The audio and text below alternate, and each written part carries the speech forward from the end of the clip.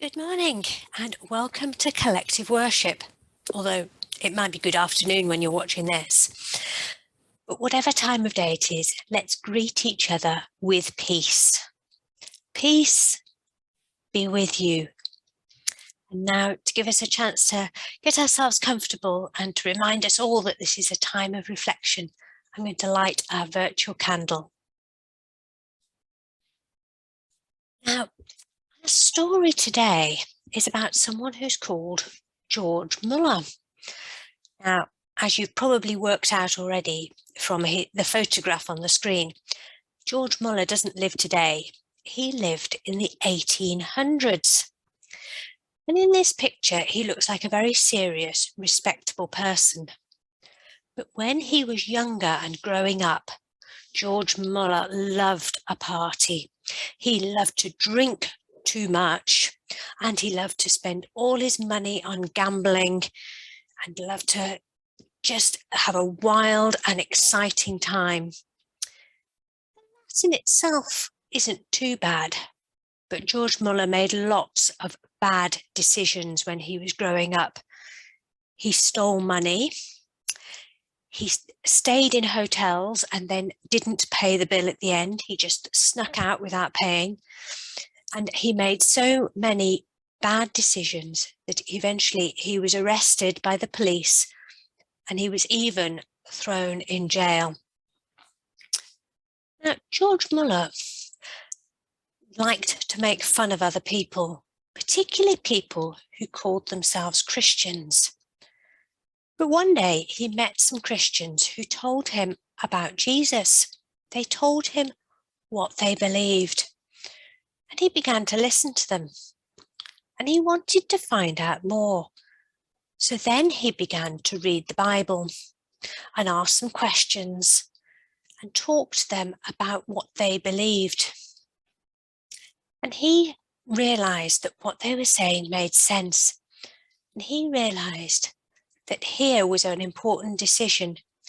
And he wanted to decide to follow Jesus. He wanted to become a Christian, even though he used to make fun of Christians. And so George Müller became a follower of Jesus.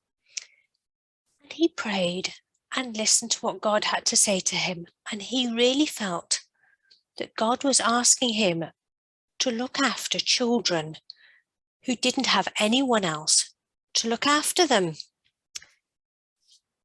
And so George Müller first moved to London and then he moved to Bristol. And here's a photograph of the house that George Müller lived in Bristol. And he really still felt that God was asking him to look after children who had no one else to look after them. In the 1800s, there was not such advanced medical care and doctors and hospitals that we have today. And so many more children had no one to look after them. And there weren't social security, and so many more families had no money to look after their children. And so there were lots and lots of children in Bristol who didn't have enough to eat, didn't have a roof to live under, and didn't have anyone to care for them. And so George Müller and his wife opened their own home in Bristol to 30 girls who had no one to take care of them. But this wasn't enough space for all the children in the 1800s who had no one to look after them. And so in 1870, he had opened 5 houses to look after children that didn't have anyone to care for them. They had space for 1,722 children. And it's estimated that by the end of his life, he had provided a home for 10,000 children. Here's a picture of George's office, where he organised for all of these children to be cared for. and for all the people that looked after them to receive their wages, and for everyone to be fed. And here's a picture of one of the children's homes that George Müller built. And he also thought that teaching children was very important, that they should go to school and learn their lessons so that when they grew up, they could get good jobs and look after their own families. And so George Müller started 117 schools that were available to all the children who couldn't pay to go to school like you had to do in the 1800s. And so throughout his life, George Müller provided a free education for 120,000 children. And he was very keen that all his children's homes and all his schools were run well by kind and caring people. And so he made sure there was toys to play with and Christmas trees, and he made sure that they were inspected regularly to make sure they were well run. But the amazing thing is that while George Müller was doing this, he never actually asked anyone to pay for it. You must wonder how he managed all of this. Well, he didn't ask people. George Müller asked God.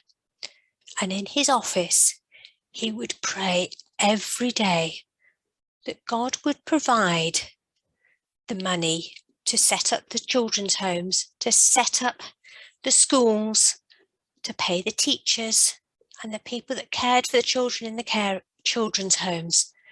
And George Müller prayed every day that there would be enough food and enough money for all the children he was caring for. And one day, the woman in charge of one of the children's homes came to George Müller and said, all the children are up and dressed and ready for school, but we've got nothing for their breakfast, and we've got no money to buy anything for their breakfast. I'm afraid the children are going to be hungry today. But George Müller said, don't worry, take all the 300 children in the children's home into the dining room and tell them to sit down at the tables. God will provide. And then George Müller prayed. He prayed to God, saying, thank you for the food we're going to eat. We know that you will provide for us. And then they sat down and they waited. They didn't have to wait long. Within a couple of minutes, a baker knocked on the door. Mr. Müller, he said, last night I couldn't sleep, and somehow I knew that you would need bread this morning. So I got up early and baked 3 batches of bread just for you. I'll bring it in. And so all the children had bread to eat that morning. Then there was another knock on the door. It was the milkman. His cart had broken down, and in those days, they didn't have special cold refrigerated lorries. And the milkman said, if I leave the milk there until my cart has fixed and the wheel has been mended, my milk is going to have gone sour and taste horrible. Would you like the milk for free this morning? And he brought in 10 large cans of milk, which was just enough for all the 300 children to have a drink to go with their bread. So George Müller, although sometimes it seemed like it wasn't going to work out, he trusted in God for everything he needed. He didn't ask people, he asked God. And George Müller said, my Lord is not limited. He can supply. And he helped thousands of people, grown-ups and children in the city of Bristol. And he said, never give up praying until the answer comes. And George Müller trusted that God is a good God and would give good things. But he didn't sit back and do nothing. He worked very hard. He worked tirelessly with what God gave him: money, food, milk, bread, to make sure that everyone had what they needed and they were helped. So I wonder how you can help other people today. And I wonder how you might be able to trust in God to enable you to help others. I'm going to finish our collective worship with a short prayer. If you're not sure about praying and talking to God, then that's okay. You can just use the words to reflect on. But if you'd like to share in the prayer, you could just say Amen, which means I agree at the end. Or you can turn down the sound on the video and read the words of the prayer yourself. So let's have a moment of quiet and reflection.